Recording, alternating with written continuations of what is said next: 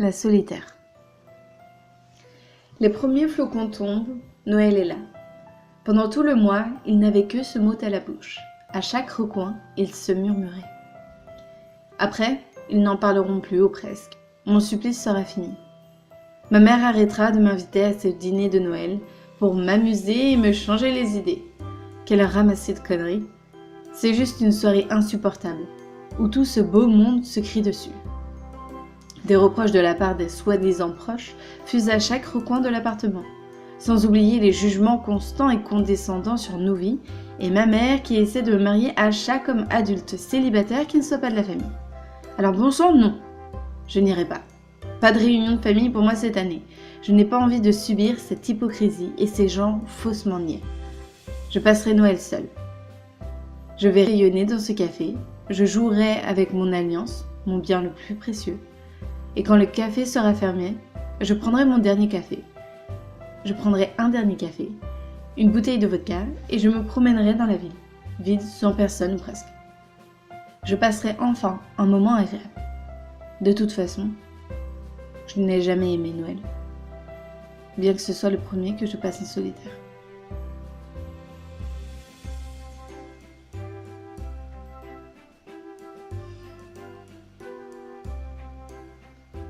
Je marchais sur la neige jusqu'à ce qu'elle m'ensevelisse. Avais-je mieux à faire la nuit du réveillon ? Douce nuit seule face à moi-même, me cachant dans l'ombre de la magie et des chants.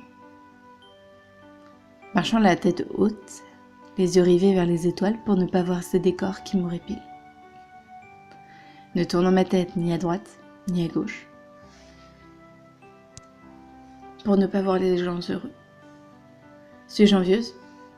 Moi qui traîne ma tristesse comme mon célibat, un cadeau des dieux, me séparant de la douleur et de la déception. Je me complais dans ma solitude.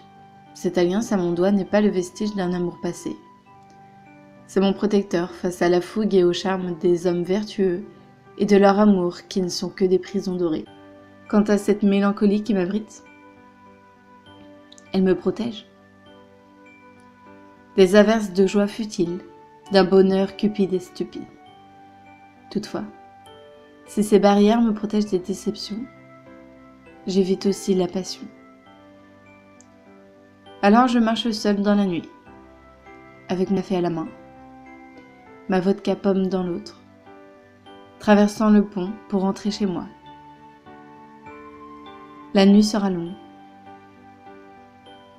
C'est mon deuxième Noël en solitaire.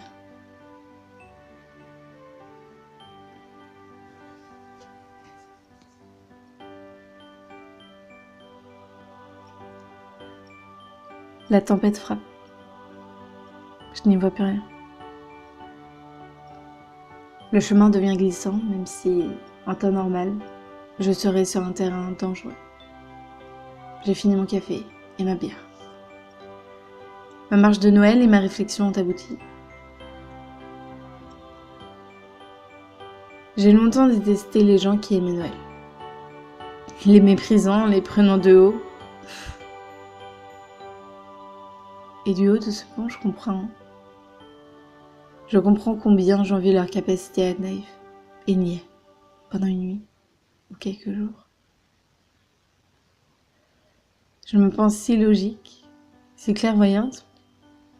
Pourtant, je n'arrive pas à voir que l'enfer, ce n'est pas les autres. Me tenir sur la rambarde de ce pont était ma tradition de fin d'année. À chaque balade du réveillon, je me poste ici et me demande si je saute ou non. Les années précédentes, je suis descendue et rentrée chez moi.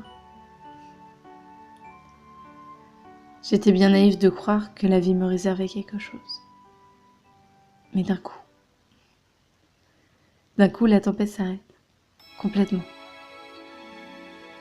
Ce changement de temps me fait prendre conscience d'une chose. Je pouvais encore être naïve. Alors je retire cette maudite bague de mon doigt et la balance à la flotte. C'est mon dernier Noël en solitaire.